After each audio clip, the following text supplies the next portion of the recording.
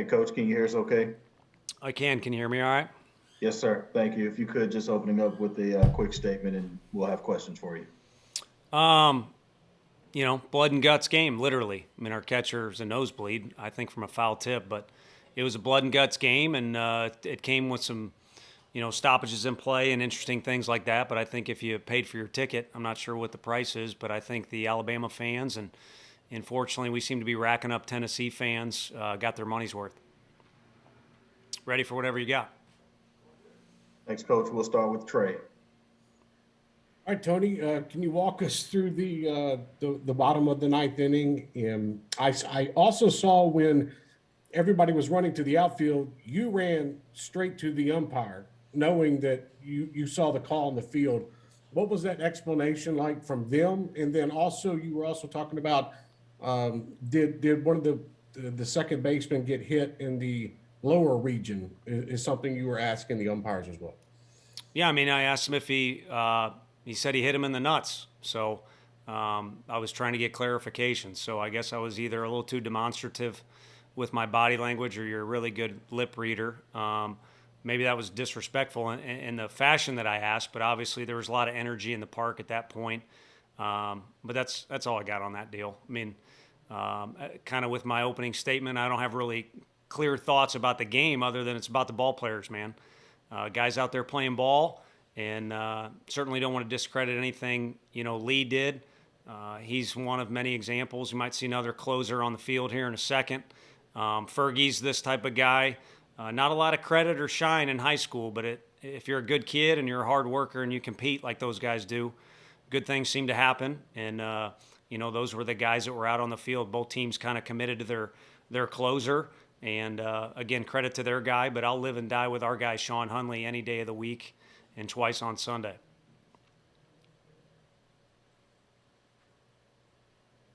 Got Ben next.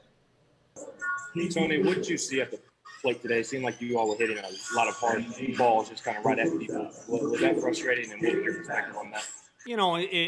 It's frustrating internally, but when the stakes are high, I guess stakes are high. You talk about poker. I mean, you can't show your hand.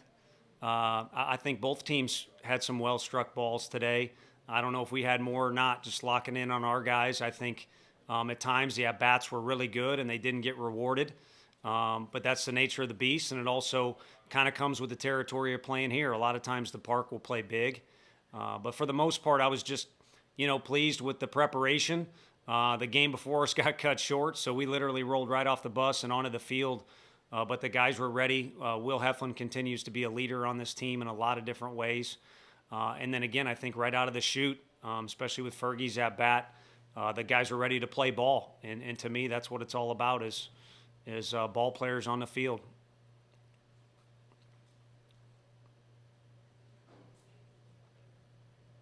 Got Mike next.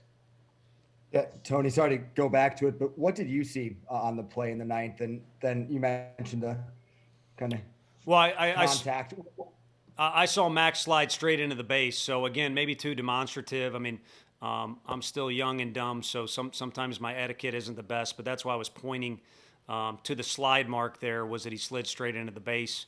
And then I had the replay. I just checked the replay one time to see what my opinion was, and I didn't ask Fergie what was going on, if he's protecting his face or whatever. So that's my read. Is a pitcher made a great pitch. One of the best players ever to play at Tennessee did what he needed to do. Short through the middle was kind of what we were talking about against a good, a pretty dang good pitcher with a lot of movement. And we want to play ball hard. There's teams here probably with more talent than us, so we want to play hard. And we anticipate or expect our guys to run as fast as they can from point A to point B. And in my opinion, that's what Rucker and Fergie did in that situation.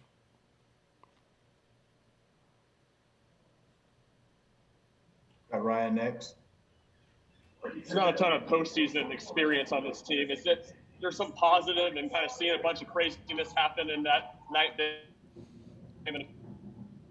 Absolutely. Emotions are going to run high this weekend, next weekend. They certainly ran high in the SEC. That's the benefit is, you get thrown into a fire every weekend and you got to do it 10 times. So you get as much practice as anybody in the country at learning to control adrenaline, learning to control emotions, and then just kind of feeling your way through stuff. And kudos to a kid like Christian Scott. He almost hit a game-tying homer, I think, last year or the last time we were here against Auburn, and he came off the bench and was phenomenal for us today.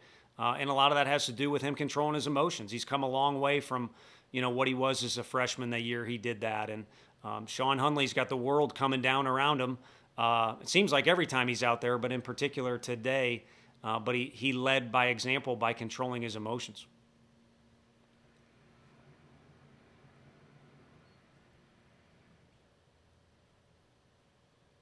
Wes, did you have another question? Yes, I did. Tony, you said several times this is, about the players, and, it's sort of your reaction. What happened in the ninth is you say it's about the players. How do you explain something like that to your players? Do you just say, guys, bad luck, it happens? Or how do you explain that to them? And also, do you still want clarification from the SEC or on that call, or are you okay with it now? No, I mean, I'm not okay with it, but I'm not okay with losing either. But you either win or you learn, and we talked about some things we could learn from in the outfield, and I didn't really explain it to them. I mean, they know by now. I mean, there's verbiage and things like that. You show up, better play ball, man. This is not an easy jersey to wear, and we take pride in that, and I'm sure every other team does here too. This is the SEC. This tournament's a big deal.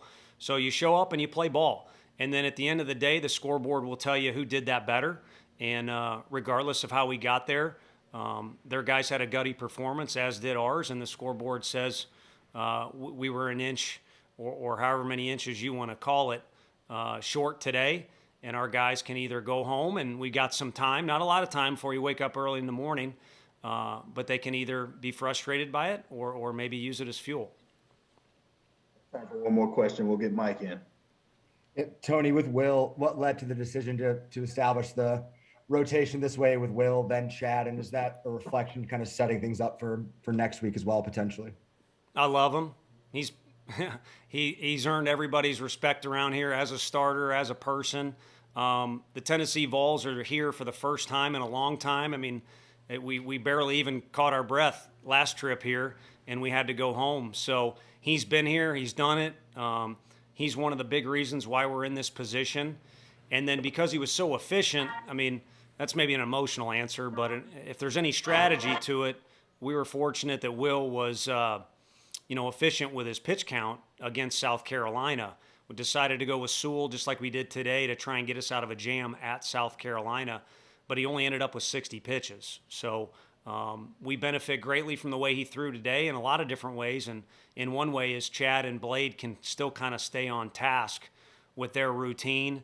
And Will Heflin, since we've gotten the job, has kind of always been the guy, just tell me when you want me to throw the ball and I'll do it. And he walked by me in the hall and said he'll be ready to go on Friday. I didn't even see his pitch counter. I don't remember it, but I appreciate that thought. But I don't know if it'll be Friday for Will again. We'll see. Coach, I'm sorry. Can you give me one more? Trey Wallace, please. Hey, Tony, Christian Scott, having him come in there in the ninth inning, get a single, what does that say about him, his fourth SEC at bat, and the confidence that you have in him? He's one of many guys, and it's a back and forth chess match in your head. I mean, to be fair to those guys, I think most coaches would agree with me. This time in the year, again, I've said it before, you got to let your guys play. Post a lineup that the guys are used to and play ball, and you kind of dance with your date that you brought to the whole deal or whatever kind of quirky phrase you can throw out there. But we've shown it to you, at least the local guys that have followed our team. We've done some things where we've given guys great responsibility, and it's because they've earned it. I think there's a lot of trust up and down the dugout. I mean, Jackson Greer catching for us. I could list off all the guys, but, part of it's a COVID year and everyone's roster's a little deeper. But he's one of many guys that we would trust with the season on the line. And, this was that type of deal. This is the postseason.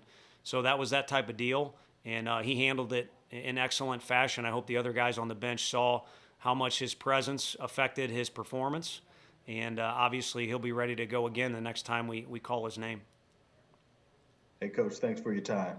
Appreciate you all. Have a good one. Thank you.